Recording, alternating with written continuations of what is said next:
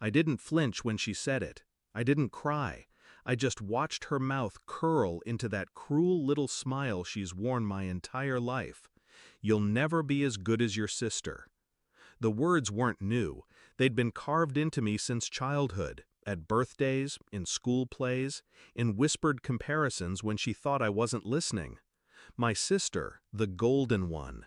Me, the shadow. But this time was different, because now I had the knife. Growing up, I used to think her approval was oxygen. I chased it like a starving dog, grades, trophies, scholarships. And every single time she'd remind me that my sister had done it better, faster, cleaner. I believed her, until I stopped. The day I saw her ask my sister for a loan, something cracked.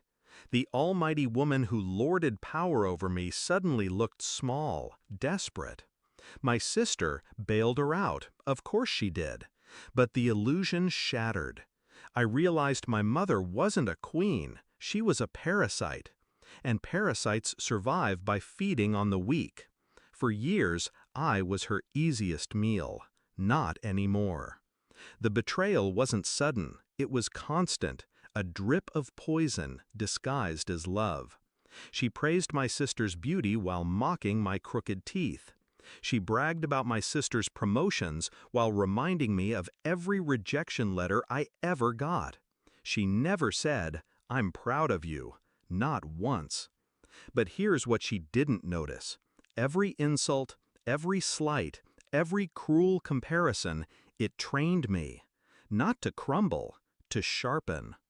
I stopped needing her love the day I realized she couldn't afford her own life. The bills piled up. Credit cards maxed, loans denied. She turned to me with that same sneer, asking for just a little help. She expected the obedient daughter to hand over her savings, no questions asked. I smiled. I said yes. But inside, I was already building the trap. I didn't give her money, I gave her rope. Every bill she forwarded, I documented. Every lie she told my sister about unexpected expenses, I traced. I built a ledger of her manipulations, a neat little archive of her greed. I started small, paying only what she absolutely needed, just enough to keep her afloat. She thought she had me wrapped. In truth, I had her dependency coiled tighter around her throat with every check I wrote. The beauty of it was patience. Parasites get careless when they think the host is secure. And then, tonight came. Family dinner. The same suffocating dining room where she'd humiliated me 100 times. My sister sat across from me, flawless as always, sipping wine and unaware of the storm I'd brought in my pocket. Mother leaned back, her glass raised, her face lit with that familiar disdain. And she said it, the line I'd heard my whole life. "You'll never be as good as your sister."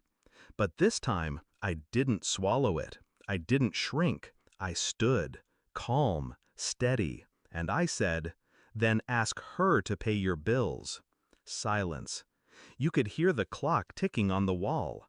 My sister's glass froze midair. My mother's face went pale, then red, then pale again.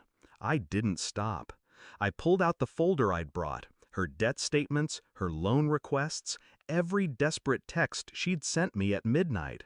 I laid them on the table like evidence in a trial.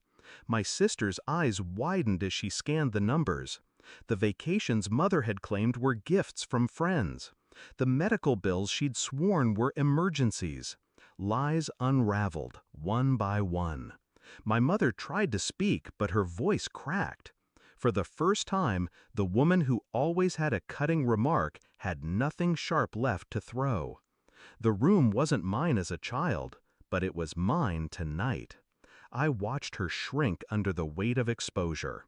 My sister's admiration, the crown she wore like armor, slipped from her head and rolled across the table. Because here was the truth, in black and white. The golden daughter hadn't been paying for Mother's sins.